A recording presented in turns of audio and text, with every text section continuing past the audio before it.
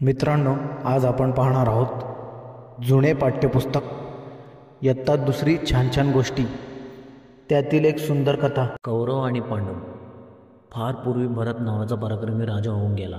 त्याच्या नावावरूनच आपल्या देशाला भारत असे म्हणतात। भारताच्या वंशात पंडू नावाचा शूर राजा होता। हस्तिनापूर ही त्याची राजधानी होती। कुंती आणि माद्री या पंडूच्या 2 राण्या होत्या। कुंतीला युधिष्ठिर, भीम आणि अर्जुन असे 3 पुत्र होते। माद्रीला नकुल आणि सहदेव असे 2 पुत्र होते। या 5 पुत्रांना पांडव म्हणत।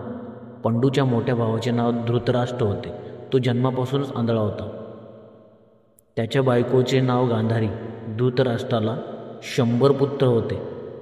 त्यांना कौरव म्हणत। कौरवांमध्ये दुर्योधना सर्वात मोठा होता। पंडूच्या मृत्यूनंतर धृतराष्ट्र गादीवर बसला। कौरव आणि पांडव फार लहान होते।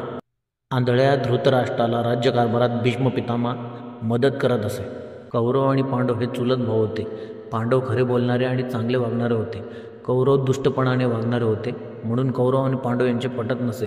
भीम सर्वात बळकट होता। कौरव त्याला भीत असत। एकेका कौरवाला धरून भीम बदडत असे। 10 कौरवांना धरून तो नदीत बुडवत असे। कौरव झाडावर चढून फळे खाऊ लागले की भीम त्या झाडाला लाथ मारून ते झाड पाडत असे। झाडाबरोबर ते कौरवही खाली पडत आणि घाबरून जात। भीम सतत काही ना काही खात असे। त्याची भूक मोठी होती। दुर्योधनाने एकदा भीमाला ठार मारण्याचे ठरवले। मग एकदा दुर्योधनाने त्याच्या अन्नात विष मिसळले। भीम बेशुद्ध पडला।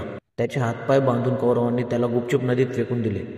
भीम बेशुद्ध असतानाच पाण्याच्या तळाशी गेला व नागलोकात पोचला। पण नागांचा राजा वासुकीने भीमाला वाचवले व वर काढले। मग भीम घरी आला। माता कुंतीसोबत उभा राहिला। तिला त्याने सगळे सांगितले। मोठा भाऊ युधिष्ठिर म्हणाला, भीमा, तू परत आलास, आम्हाला आनंद झाला। भीम वाचला हे पाहून कौरव पांडवांचा जास्तच राग करू लागले। मित्रांनो, या माध्यमातून मी अनेक जुन्या आठवणींना उजाळा देण्याचा प्रयत्न केलेला आहे। आमच्या चॅनलला सबस्क्राईब करा। धन्यवाद।